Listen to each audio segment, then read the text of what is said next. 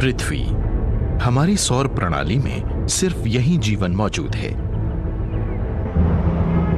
फिर भी अपने पूरे इतिहास में हमारी दुनिया ग्रहों के प्रहारों को झेलती रही है। पृथ्वी के ऑर्बिट को क्रॉस करने वाली कोई भी चीज किसी भी दिन पृथ्वी से टकरा सकती है। इस समय भी कई ऐसी भारी भरकम ग्रहीय संरचनाएं ब्रह्मांड में घूम रही हैं जो पृथ्वी से कभी भी घातक रूप से टकरा सकती हैं। ये यूं होगा जैसे सारी धरती के हथियार एक साथ फट गए हों, जैसे हम सारी दुनिया में हो रहे हिरोशिमा विस्फोटों के पास खड़े हों। हमारा शरीर पूरी तरह फटकर उड़ जाएगा, हम खत्म हो जाएंगे। लेकिन कुछ वैज्ञानिक और पूर्व अंतरिक्ष यात्री बिना संघर्ष किए हार मानने को तैयार नहीं हैं। इससे पहले कि ये कॉस्मिक किलर्स हमें मार सकें, ये लोग इन्हीं का पीछा करने में लगे हैं।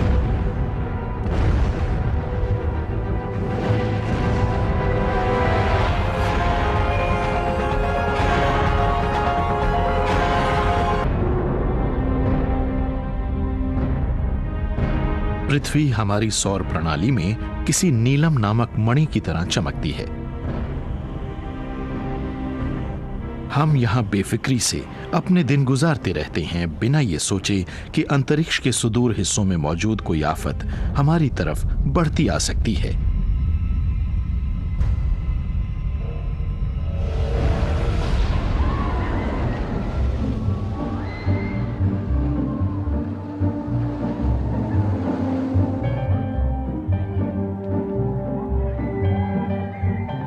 हमारा सोलर सिस्टम एक अम्यूजमेंट पार्क जैसा है। पृथ्वी और इसकी ज्यादातर चीजें सूर्य के इर्द गिर्द एक तयशुदा मार्ग बनाती हैं। आमतौर पर सब कुछ सामान्य रहता है, लेकिन कभी कभी हालात हिंसक और अफरा तफरी से भरे भी हो जाते हैं। पृथ्वी पर स्पेस रॉक्स टकरा सकती हैं। ये अंतरिक्ष के खतरनाक मौसम से बुरी तरह प्रभावित हो सकती हैं और वस्तुओं की ऊर्जा और ब्रह्मांड की शक्तियों से हिल भी सकती हैं। पृथ्वी एक कॉस्मिक थ्रिल राइड है और इस राइड में अक्सर बहुत जबरदस्त खतरे होते हैं। जब आप तय रास्ते से आगे बढ़ रहे होते हैं तो उम्मीद करते हैं कि रास्ते में कोई नहीं आएगा, क्योंकि ऐसे हालात में आप कुछ नहीं कर सकते। पूर्व अंतरिक्ष यात्री रस्टी श्वाइकर्ट जानते हैं कि ब्रह्मांडीय वस्तुएं कितनी खतरनाक हो सकती हैं। 1969 में वो अपोलो 9 मिशन के दौरान ल्यूनर मॉड्यूल को संचालित कर रहे थे। लेकिन आज श्वाइकर्ट ब्रह्मांड की यात्रा से कहीं आगे के अनुभव के लिए भी तैयार हैं। वो एक एस्टेरॉयड के खतरों के बारे में लोगों को चेतावनी दे रहे हैं, जिसका नाम है एपोफिस। ये 2004 में पृथ्वी के कुछ ज्यादा ही करीब आ गया था। इसकी पृथ्वी से टकराने की आशंका काफी ज्यादा थी, इसलिए इसकी तरफ लोगों का फौरन ध्यान गया। उस समय तक हम टक्कर के असर के बारे में जितना कुछ जानते थे, इसकी टक्कर का असर उससे भी ज्यादा होने वाला था। श्वाइकर्ट के पास एक खौफनाक मिसाल है कि एपोफिस से छोटे एस्टेरॉयड के भी पृथ्वी से टकराने पर कितने विनाशकारी नतीजे निकल सकते हैं। 30 जून 1908 सुबह के 7:15 बजे थे।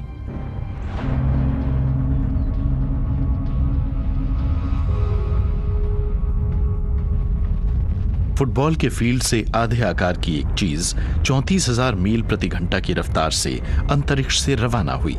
इसके पीछे पीछे गर्म गैस की एक लहर पैदा हो गई। कुछ ही मिनटों में आग की ये गेंद हमारे वातावरण में दाखिल हो गई और साइबेरिया के टुंगस्का के ऊपर बड़े जोर से फटी।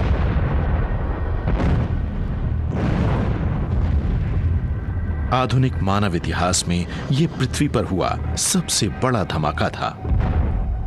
इस धमाके से लगी आग में रोड आइलैंड जितने बड़े इलाके के आधे हिस्से में मौजूद 8 करोड़ पेड़ जल गए। सौभाग्य से इस विस्फोट के सीधे नतीजे में किसी की मौत नहीं हुई, क्योंकि यहां आबादी नाम मात्र को ही थी।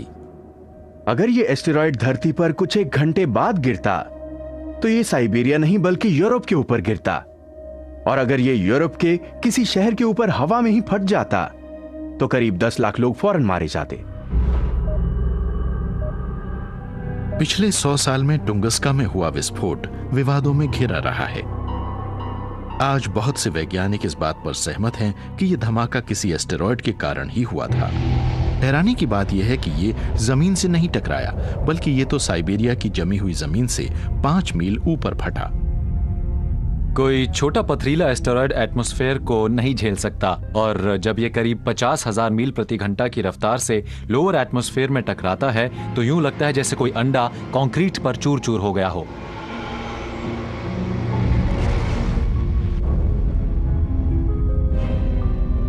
साइबेरिया पर हुए विस्फोट में 15 मेगाटन टीएनटी जितनी ऊर्जा निकली थी, यानी हिरोशिमा से 1000 गुना ज्यादा। अगर ऐसा किसी बड़े शहर के ऊपर हो जाए तो उसका तो नामो निशान ही मिट जाएगा।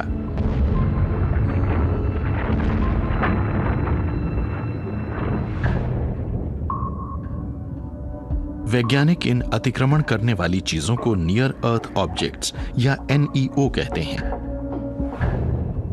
ये वो एस्टेरॉयड और कॉमेट होते हैं जो ग्रहों की निर्माण प्रक्रिया में बाकी बचे रह जाते हैं। कॉमेट ओर्ट क्लाउड और काइपर बेल्ट में दाखिल हो जाते हैं, जो प्लेनेट नेपच्यून के बाहर दिखाई देती है। एस्टेरॉयड जुपिटर और मार्स के बीच घूमते रहते हैं, लेकिन परिधि में इनका ये सफर हमेशा एक सा नहीं होता। ज्यादातर एस्टेरॉयड्स मार्स और जुपिटर के बीच वाली एस्टेरॉयड बेल्ट में घूमते रहते हैं। हम इनकी परवाह नहीं करते, लेकिन जब इनमें से कोई एक छिटक कर अपनी पूरी एनर्जी के साथ पृथ्वी की तरफ बढ़ता है तो एस्ट्रोनॉमर्स को चिंता होने लगती है। कई बार ये ब्रह्मांडीय अवशेष अपनी परिक्रमा परिधि से छिटक कर पृथ्वी की तरफ बढ़ने लगते हैं।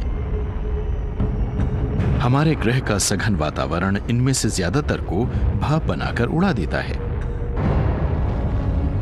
लेकिन कोई बड़ी चीज हमारे वातावरण से गुजरकर पृथ्वी की सतह से टकरा भी सकती है।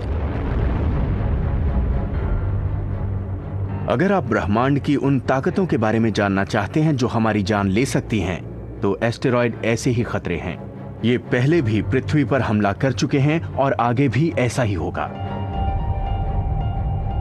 6.5 करोड़ साल पहले की बात है। एक छोटे शहर के आकार वाला एस्टेरॉयड आसमान से नीचे गिर पड़ा।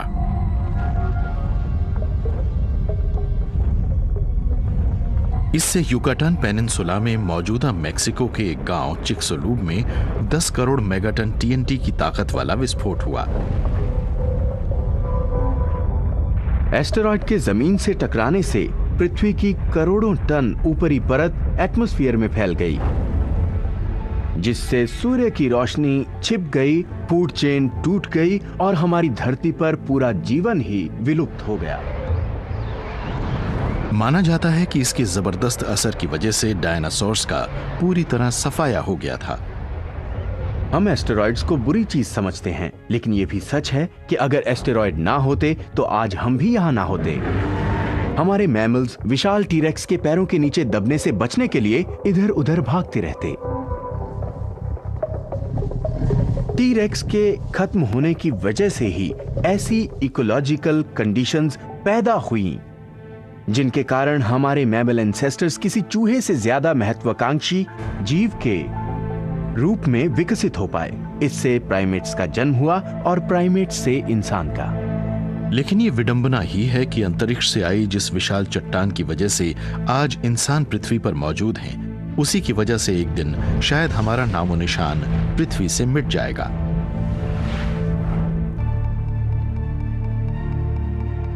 उन्नीस में कांग्रेस ने नासा से ऐसे सभी नियर अर्थ ऑब्जेक्ट्स का पता लगाने को कहा जिनका व्यास आधा मील या उससे ज्यादा था। उन्होंने जो बात पता लगाई वो बहुत परेशान करने वाली थी। हमारे आसपास ऐसे 850 से ज्यादा एनईओज हैं। ये एस्टेरॉयड्स सौर प्रणाली में हमारे सबसे नजदीकी और सबसे खतरनाक पड़ोसी हैं।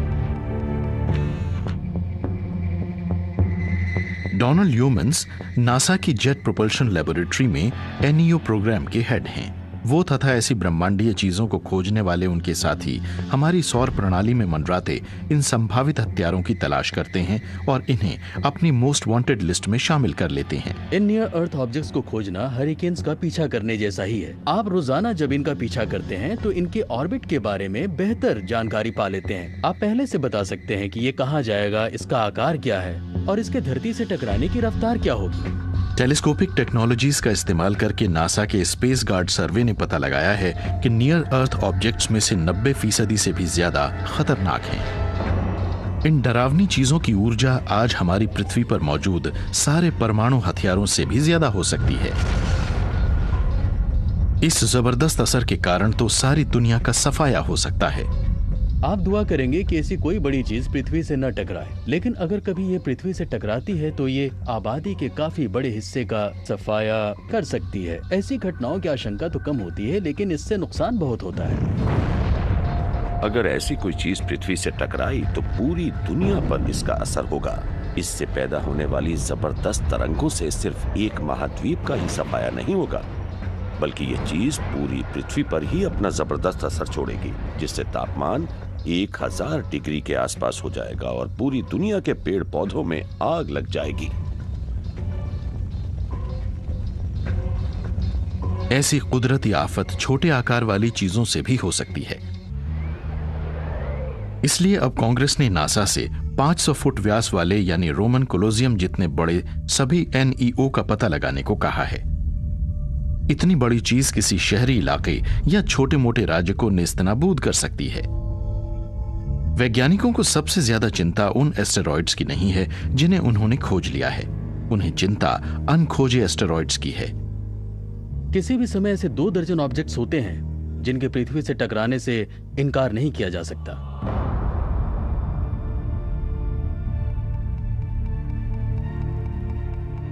पूर्व अंतरिक्ष यात्री श्वाइकार्ट तो NEO के खतरे को एक कदम और आगे ले गए हैं। उन्होंने कांग्रेस से अनुरोध किया है कि एक ऐसी विशेष सरकारी एजेंसी बनाई जाए जो आम जनता को आसमान से गिरने वाली चट्टानों से बचा सके।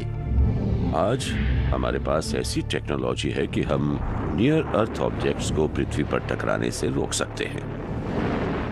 अब हम अपने सोलर सिस्टम को नया आकार दे सकते हैं ताकि हमारी जिंदा रहने की संभावनाएं बेहतर हो जाएं। अब सवाल ये है कि क्या हम बचे रहेंगे या हमारा अंजाम भी डायनासोर जैसा ही होगा।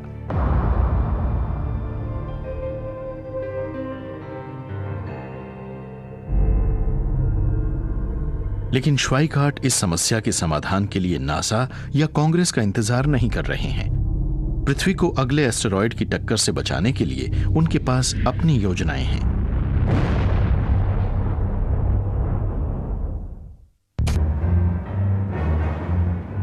ये मानना मुश्किल है कि पृथ्वी 4.5 अरब साल से बची हुई है, क्योंकि अपने जन्म के समय से ही ये ग्रह मुसीबतें झेलता आया है।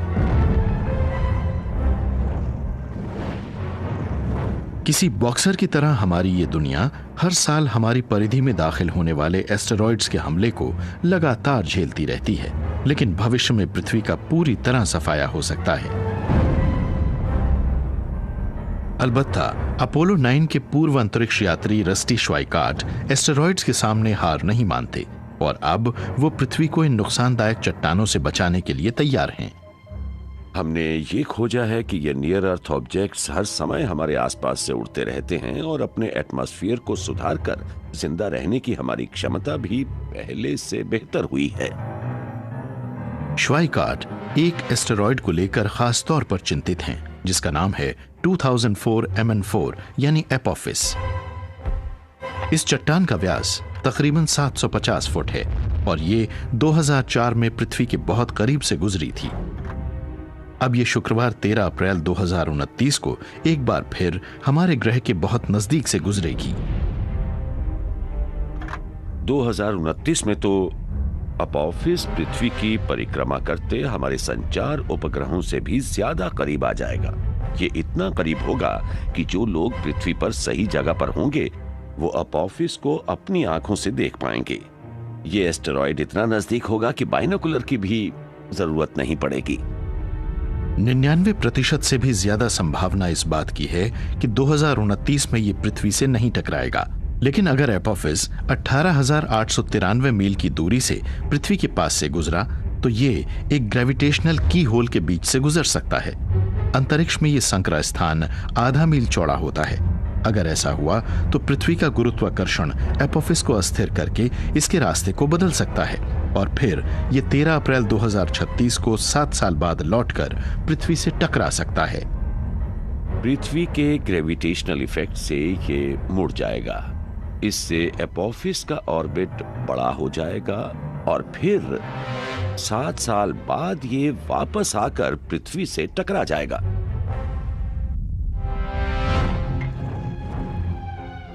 फिलहाल इस बात की 1/45,000वीं संभावना है कि सन 2036 में एपोफिस धरती से घातक रूप से टकराएगा, लेकिन वैज्ञानिक इतनी छोटी आशंका की अनदेखी को भी तैयार नहीं है। ये जानना एक बात है कि इसके पृथ्वी से टकराने की 1/45,000वीं संभावना है, लेकिन अगर ये संभावना 100 में से 1 हो या फिर 10 में से 1, तो भी क्या इसकी पृथ्वी से टकराने की पूरी संभावना है?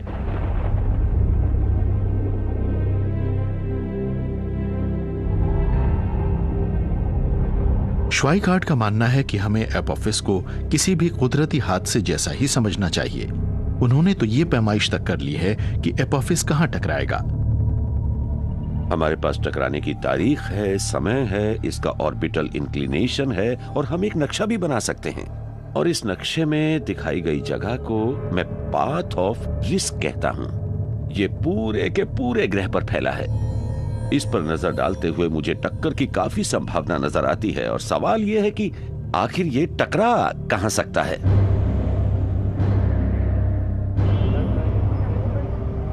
श्वाइकार्ट के मुताबिक वो इस जोखिम वाले रास्ते पर किसी भी जगह टकरा सकता है। इसकी शुरुआत पश्चिमी साइबेरिया से होती है और ये कैलिफोर्निया के नजदीक प्रशांत महासागर से होकर गुजरता है। फिर ये मध्य अमेरिका से होता हुआ पश्चिमी अफ्रीका पर जाकर खत्म होता है। श्वाइकार्ट के मुताबिक एपोफिस के टकराने वाली जगह डर पैदा करती है। यह एस्टेरॉयड कैलिफोर्निया के तट के नजदीक प्रशांत महासागर में 10 लाख मेगाटन TNT से भी ज्यादा ताकत के साथ गिर सकता है। इस जबरदस्त टक्कर से पानी में 5 मील चौड़ा और 9,000 फुट गहरा गड्ढा पैदा हो जाएगा, जिससे सुनामी लहरें पैदा होंगी। 50 फुट ऊंची बेकाबू लहरें तट को रौंद देंगी और बेहिसाब लोग मारे जाएंगे।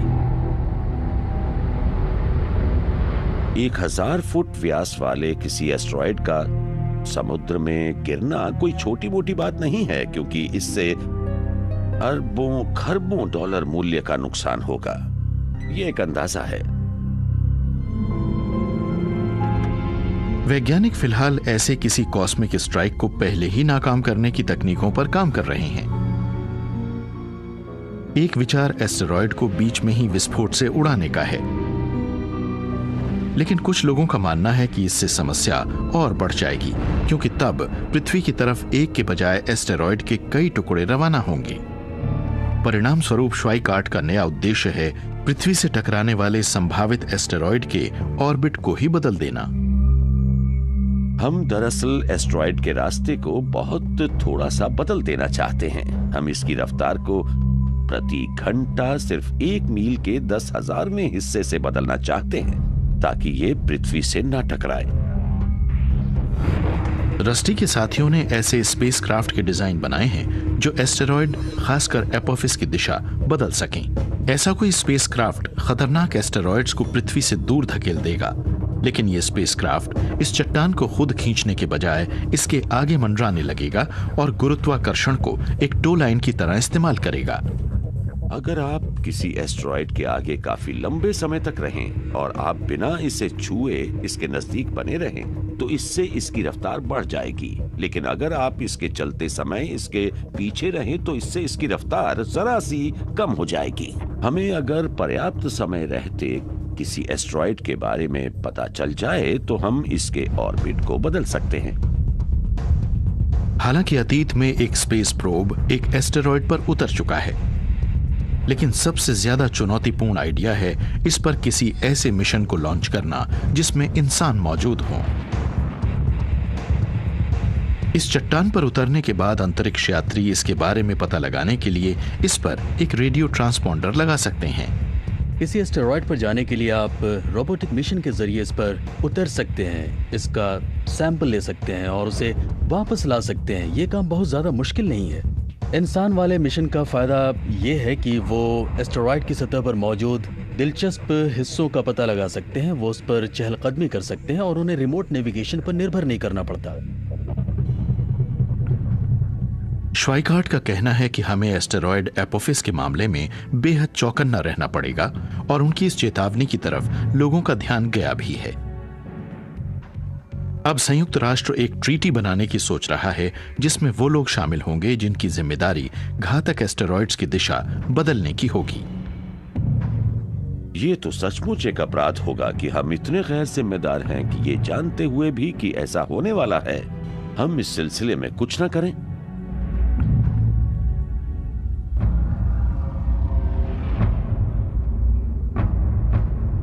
लेकिन सिर्फ एस्टेरॉयड और कॉमेट ही दूर अंतरिक्ष में मौजूद एकमात्र खतरे नहीं हैं। पृथ्वी ने चढ़ाव देखा है और उतार भी देखा है, और आगे क्या होने वाला है इसके बारे में कुछ नहीं मालूम, क्योंकि खतरे अनजान हैं। दूर दराज की आकाश गंगाओं में ऐसे ब्रह्मांडीय हमलावर सक्रिय हैं जो हमारे ग्रह पर जीवन को कभी भी खत्म कर सकते हैं। दिन में रोजाना 3 बार हमारे आसमान में एक अजीब सी बिजली चमकती है।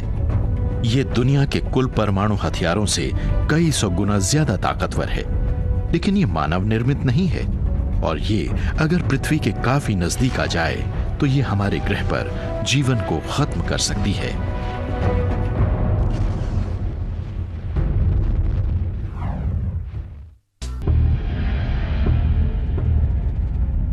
पृथ्वी पर रहने वाले ज्यादातर लोग अंतरिक्ष में मौजूद संभावित खतरों से अनजान हैं, लेकिन ऐसे खतरों की सूची लंबी है और लगातार बढ़ रही है। कल्पना कीजिए कि हमारी अपनी आकाशगंगा मिल्की वे में एक विशाल तारे में विस्फोट होता है। इससे जबरदस्त ऊर्जा हमारे ग्रह की तरफ बढ़ती है। ये गामा रे बर्स्ट है, यानी बिग बैंग के बाद इस ब्रह्मांड को हिलाकर रख देने वाला सबसे बड़ा विस्फोट। पृथ्वी पर मौजूद शहरों और देहाती इलाकों को होने वाली इस घटना के बारे में कोई चेतावनी नहीं मिलती, और फिर ये हमला होता है। ये कुछ यूं होगा जैसे पृथ्वी पर कहीं भी हिरोशिमा से आप केवल 1 मील की दूरी पर खड़े हों।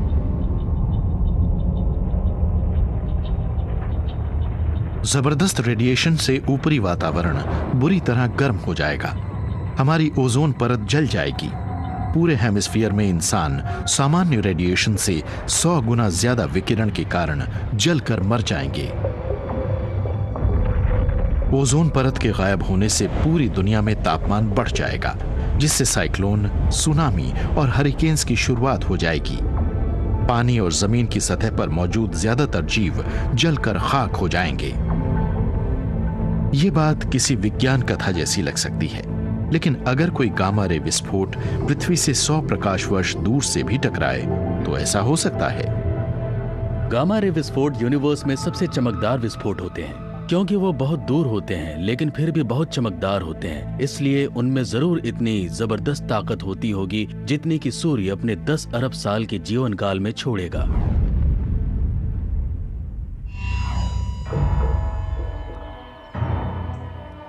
अपने किशोर काल में स्टैन वूसली को हमेशा धमाके वाले प्रयोग पसंद थे, लेकिन आज इस एस्ट्रोफिजिसिस्ट का काम गंभीर हो गया है।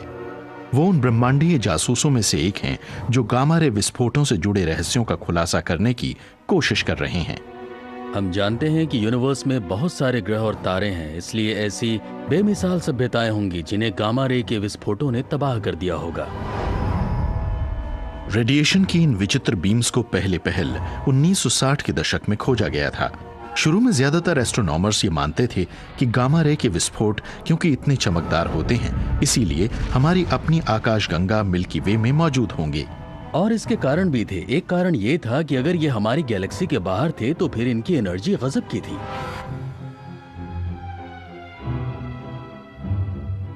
लेकिन उस समय सबसे ताकतवर टेलीस्कोप भी उनकी स्थिति और दूरी का अंदाजा नहीं लगा सकते थे, क्योंकि ये विस्फोट कुछ एक सेकंड चलते थे और फिर गायब हो जाते थे। लेकिन फिर एस्ट्रोनॉमर्स सोचने लगे कि क्यों ना इनके बाद होने वाली चमक पर ध्यान लगाया जाए। अंतरिक्ष में होने वाले धमाकों के बाद आमतौर पर पीछे चमकदार अवशेष रह जाते हैं, जो कभी कभी कई दिनों या हफ्तों तक भी मौजूद रहते हैं। 1990 के दशक के बाद के वर्षों में उपग्रह उन्नत ऑप्टिक्स और एक्सरे डिटेक्टर इस्तेमाल करने लगे, जिससे गामा रे के विस्फोटों के बाद नजर आने वाली चमक को दर्ज किया जा सका। यह साफ हो गया कि गामा रे के धमाके दरअसल कॉस्मोलॉजिकल घटनाएं थीं जो हमारी गैलेक्सी से करोड़ों अरबों लाइट ईयर्स दूर थीं और उनसे निकलने वाली एनर्जी बहुत ज्यादा थी। गामा रे के धमाकों की चमक कितनी ज्यादा होती होगी ये जानने के लिए आप हमारे सूर्य और इस एलईडी की मामूली रोशनी की तुलना कर सकते हैं। मेरे पीछे जो बहुत तेज सर्च लाइट लगी हुई है, गामा रे के धमाके की चमक की तुलना इससे की जा सकती है। ये बहुत ही चमकदार है। बदकिस्मती से इस तुलना के जरिए ये नहीं बताया जा सकता कि सर्च लाइट की चमक गामा रे के धमाके जितनी ही है। दरअसल हमें सही तुलना के लिए कम से कम 100 खरब ऐसी सर्च लाइट्स की जरूरत होगी। गामा रे का धमाका 1 करोड़ खरब सूर्यों की चमक के बराबर होता है। ये जबरदस्त चमक पृथ्वी को खत्म कर सकती है, लेकिन ये पैदा कैसे होती है? तो इस बात से हम काफी सहमत हैं कि गामा रे की चमक किसी विशाल तारे के खत्म होने से पैदा होती है, जिसका आकार सूर्य से 10 गुना बड़ा होता है, और ऐसे तारे कम ही होते हैं। वूसली ने गामा रे विस्फोट की तुलनात्मक रचना के लिए एक अनोखा मॉडल तैयार किया। जब कोई बेहद विशाल तारा खत्म होता है तो ये एक ब्लैक होल में समा जाता है। ब्लैक होल्स तब बनते हैं जब बहुत सारी सामग्री इतने ज्यादा घनत्व में बदल जाती है जिससे खुद प्रकाश भी नहीं निकल सकता। लेकिन वूसली बताते हैं कि कुछ तारे ब्लैक होल के केंद्र में खिंच जाने से खुद को बचाए रखते हैं। इसके नतीजे में तेज रफ्तार वाली सामग्री की एक घूमती हुई डिस्क इसके इर्द गिर्द बन जाती है।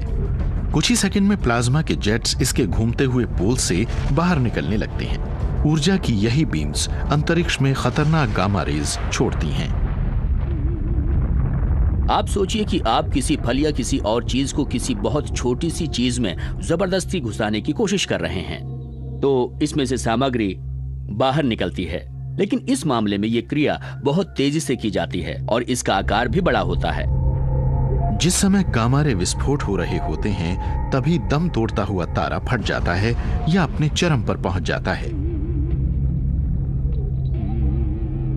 गामा रे के धमाके इतने चमकदार होने की एक वजह यह है कि इनमें जबरदस्त ताकत होती है और फिर ये इस ताकत को आकाश के एक बहुत छोटे से हिस्से में केंद्रित कर देते हैं। आसमान में होने वाले हर 300 गामा रे धमाकों में से सिर्फ एक ही हमारी दिशा में होता है, लिहाजा वही एक धमाका हमें नजर आता है। बेशक गामा रे का कोई धमाका पृथ्वी से 100 नहीं बल्कि 1000 प्रकाश वर्ष दूर हो तो भी पृथ्वी पर अकल्पनीय तबाही हो सकती है। अगर गामा रे का विस्फोट पृथ्वी से 1000 लाइट ईयर की दूरी के भीतर होता है तो ये गामा रेस को छोड़ने के मामले में सूर्य से भी 500 गुना ज्यादा चमकदार होगा। पृथ्वी के ऊपरी वातावरण में इससे 1 लाख मेगाटन न्यूक्लियर एक्सप्लोजन जितनी एनर्जी पहुंचेगी। ओजोन लेयर खत्म हो जाएगी, पृथ्वी पर एसिड की बारिश होगी, लेकिन साथ ही हमारे शरीर झुलस जाएंगे, सब्जियां झुलस जाएंगी और शायद न्यूक्लियर विंटर जैसे हालात बन जाएं। यानी पूरी दुनिया में बहुत सी प्रजातियों का नामो निशान मिट जाएगा। ऐसे में पृथ्वी का दूर वाला हिस्सा सुरक्षित रहेगा क्योंकि गामा रेस पृथ्वी के पार नहीं पहुंच पाएंगी और अगर आप इसकी दूसरी ओर हुए तो आपके शरीर झुलसेंगे नहीं। लेकिन ओजोन के खत्म होने और एटमॉस्फेरिक बैलेंस बिगड़ने का असर आखिर में पृथ्वी के इस दूसरे हिस्से में भी पहुंच जाएगा और उसके जो असर होंगे उनके बारे में कोई नहीं जानता। आंकड़ों के हिसाब से देखें तो पृथ्वी के पूरे जीवन काल में ऐसी घटना घटने की आशंका सिर्फ 1% है। लेकिन फिर भी अगर आप पृथ्वी पर रह रहे हैं तो ये बातें आपको परेशान करने के लिए काफी हैं। किसी बीम की चपेट में आ जाना बहुत ही खतरनाक होता है। अगर ऐसी कोई बीम आपकी गैलेक्सी में हो और वो आपकी तरफ आ रही हो तो किसी गुफा में छिप जाइए, क्योंकि ये बहुत ही जबरदस्त रेडिएशन होता है।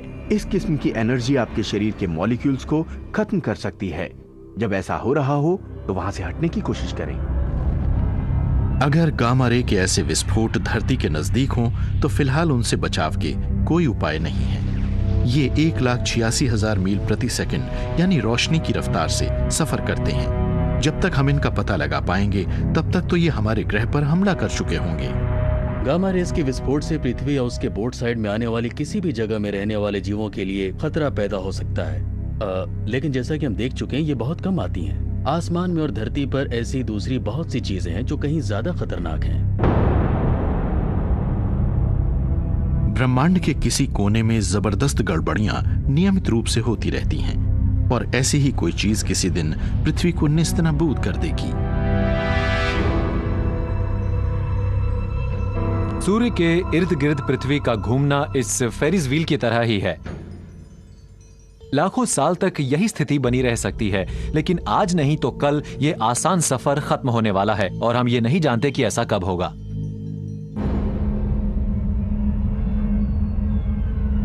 बदकिस्मती से हमारे ग्रह की मौत शायद उसी चीज से होगी जो हमें जीवन मुहैया कराती है।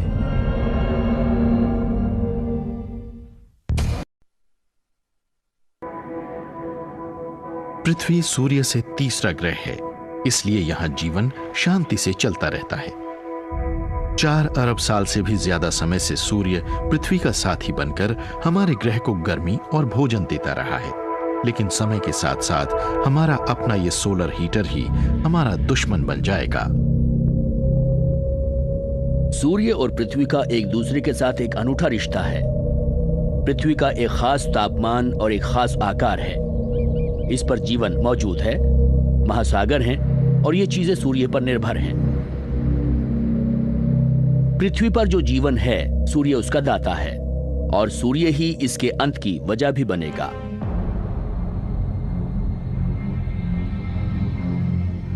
सूर्य के साथ पृथ्वी का रिश्ता तब गड़बड़ा जाएगा जब हमारे इस सौर भंडार की गर्मी और बढ़ जाएगी। सूर्य पहले से ज्यादा गर्म इसलिए होता है क्योंकि यह हाइड्रोजन को हीलियम में जला रहा है। हाइड्रोजन के 4 एटम से मिलकर हीलियम का एक एटम बनता है। इसका मतलब यह है कि सूर्य के भीतर अब पहले से कम कण सक्रिय हैं और इस प्रक्रिया का मतलब यह है कि सूर्य को अपना वजूद बनाए रखने के लिए पहले से ज्यादा गर्म और चमकदार होना होगा। जैसे जैसे सूर्य का मध्य वाला हिस्सा और गर्म होता जाएगा, इसके बाहर वाले हिस्सों का आकार बढ़ता जाएगा और वो लाल होते जाएंगे।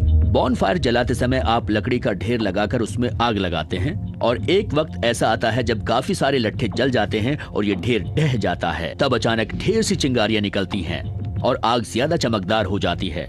इसी तरह सूर्य फिलहाल हाइड्रोजन को जलाकर हीलियम में बदल रहा है और हीलियम एक तरह से राख है। जब सूर्य काफी जल चुका होगा तो राख फिर से जलेगी और हीलियम जलकर कार्बन में बदल जाएगी। ऐसे में तापमान वाकई बहुत गर्म हो जाएगा। उस समय सूर्य आग का एक विशाल लाल गोला बन जाएगा और पृथ्वी पर मौजूद ज्यादातर जीवों को जलाकर राख कर देगा। जब सूर्य आग का एक ऐसा विशाल गोला बन जाएगा तो ये अपने आकार से 30 गुना ज्यादा हो जाएगा और इस तरह सूर्य की सतह मरक्यूरी के ऑर्बिट से भी आगे निकल जाएगी। तब सूर्य की चमक 1000 गुना बढ़ जाएगी और इससे पृथ्वी इतनी गर्म हो जाएगी कि पृथ्वी की आउटर क्रस्ट, चट्टानें और इसका ठोस हिस्सा पिघल जाएगा। ये पूरा का पूरा प्लेनेट लावा की एक चमकती हुई गेंद बन जाएगा। सूर्य करीबी ग्रहों को भून कर रख देगा और हालांकि सूर्य खुद लाल और ठंडा हो जाएगा, लेकिन पृथ्वी कहीं ज्यादा गर्म हो जाएगी। ये किसी धधकते कोयले जैसी हो जाएगी और ये पृथ्वी पर मौजूद जीवन के लिए बुरा होगा। पृथ्वी की बदकिस्मती यहीं खत्म नहीं होगी। एक विशाल लाल गेंद के रूप में सूर्य का आकार घटेगा और बढ़ेगा और फिर ये किसी सफेद गोले जैसा विखंडित हो जाएगा। बहुत बड़े आकार वाला सूर्य अचानक से बहुत छोटा हो जाएगा और इसका आकार सिर्फ पृथ्वी जैसा रह जाएगा और ये पहले से कहीं कम चमक वाला होकर हमारे सोलर सिस्टम के बीच में आ जाएगा और फिर सब कुछ ठंडा हो जाएगा। अब ये चीज एनर्जी पैदा नहीं करेगी और ठंडी हो जाएगी, तो सोलर सिस्टम आखिरकार ठंडी होकर जम जाएगी। इससे पहले कि सूर्य पृथ्वी को बर्फ की गेंद में बदल दे, इंसान या तो किसी दूसरे ग्रह पर जा बसेंगे या विलुप्त हो जाएंगे, लेकिन सूर्य हमारी दुनिया को इससे काफी पहले ही सुखा डालेगा। शायद इस बात की नौबत ही ना आए कि सूर्य जब विशाल लाल गोला बने, पृथ्वी पर जीवन तब खत्म हो। इससे पहले ही जब सूर्य की चमक बढ़नी शुरू होगी तो महासागर भाप बनकर उड़ जाएंगे पानी जीवन के लिए एक जरूरी तत्व है, इसलिए अगर पृथ्वी से सारा पानी गायब हो गया तो भी यहाँ से जीवन खत्म हो जाएगा, और ये एक बार फिर सूर्य की वजह से ही होगा। लेकिन धरती के पास इस प्रलय से बचने के लिए कुछ रास्ते हो सकते हैं। जब सूर्य का आकार बढ़ेगा तो आज के मुकाबले ये ज्यादा तेजी से घटना शुरू हो जाएगा। इसका मास कम हो जाएगा, धरती पर इसका प्रभाव भी कम हो जाएगा। इस कारण पृथ्वी एक ज्यादा बड़े ऑर्बिट में चली जाएगी। इसलिए बढ़ते आकार वाले सूरज और उससे बढ़ती गर्मी तथा पृथ्वी के बीच एक तरह की दौड़ पैदा हो जाएगी और पृथ्वी लगातार दहकती इस आग से थोड़ी दूर खिसक जाएगी।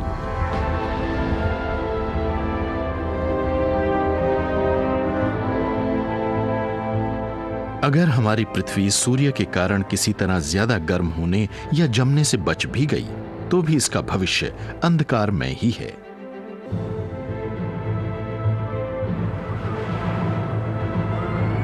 ये जगह एडवेंचर से भरी है। इन राइड्स में आपका कलेजा मुंह को आ जाता है। यहाँ चीजें आपस में टकराती रहती हैं। माहौल बहुत डरावना है। ये ऐसा ही है जैसे पृथ्वी पर बैठकर सूर्य के चारों ओर चक्कर काटना। लेकिन जब पृथ्वी को झटका लगता है या हालात बिगड़ जाएं तो ये राइड भी खत्म हो सकती है।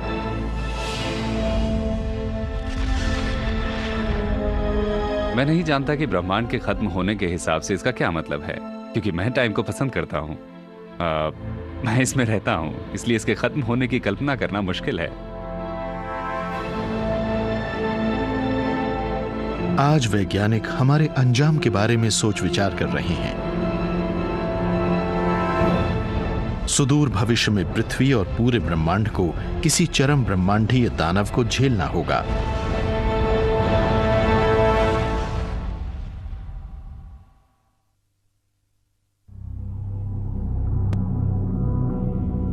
किसी को भी यह आशंका नहीं है कि पृथ्वी का सबसे खतरनाक दुश्मन सितारों के बीच मंडरा रहा है। लेकिन भविष्य में बिना कोई चेतावनी दिए कोई ब्रह्मांडीय दानव महाविनाश की शुरुआत कर देगा।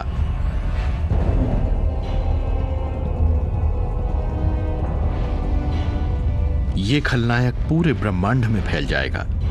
इसके कारण आकाशगंगाएं बंट जाएंगी, सितारों और ग्रहों के टुकड़े टुकड़े हो जाएंगे।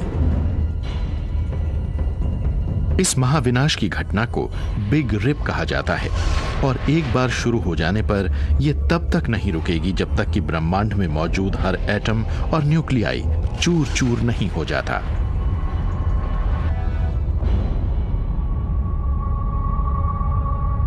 बिग रिप में सचमुच ब्रह्मांड का अंत हो जाएगा। ऐसा नहीं होगा कि हम बचने वाले आखिरी लोगों में से होंगे और इससे बचे रहने के लिए कुछ कर पाएंगे। तब कुछ यूं लगेगा जैसे सारी रोशनियां बुझ गई हों और ब्रह्मांड का अंत हो गया हो। और जारी रहेगा, बल्कि इसमें सब कुछ टुकड़े टुकड़े हो जाएगा। कोल्डवेल और कोमियनकोवस्की ने गणना की कि ब्रह्मांड एक चिंताजनक और लगातार बढ़ती रफ्तार से फैल रहा है और कोई चीज हर वस्तु को किसी वैक्यूम की तरह बाहर की तरफ खींच रही है। किसी गैलेक्टिक वाइस स्क्वाड की तरह ये युवा वैज्ञानिक इस कॉस्मिक किलर की खोज में हैं। उनका मानना है कि डार्क एनर्जी नामक एक रहस्यमय घटना शायद इसके लिए जिम्मेदार हो। डार्क एनर्जी शायद आज कॉस्मोलॉजिस्ट्स के लिए बहुत अहमियत रखती है। डार्क एनर्जी दरअसल एक अंधियारी चीज है जिसे आप देख नहीं सकते, हम इसे सिर्फ महसूस कर सकते हैं। ब्रह्मांड पर इसके ग्रेविटी संबंधी प्रभावों को महसूस किया जा सकता है। इस कमरे में डार्क एनर्जी हो सकती है, जैसे इस कुर्सी के नीचे। लेकिन जब आप खरबों लाइट ईयर्स के बीच फैली किसी कॉस्मोलॉजिकल चीज के तत्वों पर नजर डालते हैं, तब आपको डार्क एनर्जी के मिले जुले प्रभाव दिखाई देने लगते हैं। इसके कारण चीजें एक दूसरे से दूर होती जाती हैं और इससे ब्रह्मांड का विस्तार भी काफी तेज होता चला जाता है।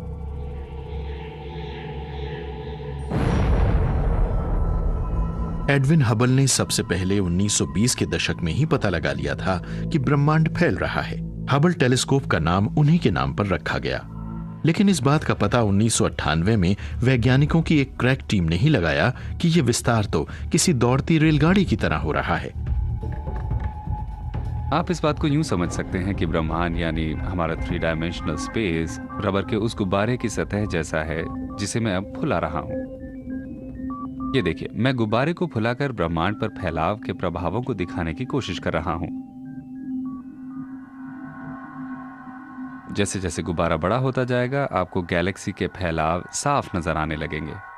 ओके, ये एक गैलेक्सी है, यहाँ दूसरा है ये। और हमारी गैलेक्सी कहाँ है?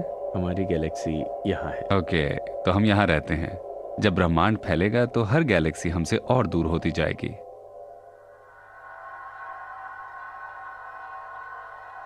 अगर फैलाव सामान्य रूप से हो तो हर गैलेक्सी उसी आकार की रहेगी, लेकिन अगर फैलाव बहुत तेज गति से हो तो गैलेक्सीज भी फैलने लगेंगी, और फिलहाल वही हो रहा है। अगर मैं बिग रिप वाली घटना दिखाने के लिए गुब्बारे में तेजी से हवा भरूं तो गुब्बारा फट जाएगा, यानी स्पेस भी ऐसी घटना को नहीं संभाल पाएगा और खत्म हो जाएगा। तो इसके बजाय हम गुब्बारे में एक छेद कर देंगे। क्यों? यही है बिग रिप। कॉल्डवेल और कोमियानकोवस्की के मुताबिक इस बिग रिप में ब्रह्मांड के बचने की कोई गुंजाइश नहीं है। इन लोगों ने तो इस महाविनाश की घटना की उल्टी गिनती भी शुरू कर दी है। बिग रिप तो जैसे सतह दर सतह ब्रह्मांड को बाहर से भीतर की तरफ तबाह करने की तैयारी शुरू कर चुका है। यह घटना विशालतम स्तर से सबसे छोटे स्तर के क्रम में होगी। गैलेक्सीज के क्लस्टर अलग होने में 1 अरब साल लगेंगे, फिर लाखों करोड़ों साल में गैलेक्सीज टुकड़े टुकड़े हो जाएंगी, फिर सोलर सिस्टम के आकार वाली चीजों का नंबर आएगा जिसमें और लाखों साल लगेंगे। तो पृथ्वी के टुकड़े होने में तो शायद 1 घंटे से कम लगेगा। ये घटना कैसी होगी, ये सोचना बहुत इंटरेस्टिंग है। अगर मैं अपने प्रोटेक्टिव स्पेस कैप्सूल से इस घटना को होते हुए देखूंगा तो मुझे अंधेरे की एक दीवार अपनी तरफ बढ़ती नजर आएगी। तब मुझे सितारे नजर नहीं आएंगे। धरती परत दर परत उखड़ती जाएगी और खत्म हो जाएगी। जो मॉलिक्यूल्स और एटम हमारे शरीर को जोड़े हुए हैं वो अलग अलग हो जाएंगे, और हमारे शरीर को बनाने वाले एटम बहुत थोड़े से समय में ही पूरी तरह खत्म हो जाएंगे। खुशकिस्मती से बिग रिप के ख्याल को लेकर इंसान को अपनी नींद उड़ाने की जरूरत नहीं है। कॉल्डवेल और कोमियानकोवस्की का अंदाजा है कि इस घटना को होने में 50 अरब साल लगेंगे, जब ब्रह्मांड की आयु इसकी मौजूदा उम्र से 3 गुना से भी अधिक हो चुकी होगी। हमारे लिए सबसे मजेदार बात ये जानना होगी कि क्या वाकई ऐसा होगा और हमारे साथ क्या कुछ हो सकता है। इसे लेकर साइंस फिक्शन का सीन क्रिएट किया जा सकता है।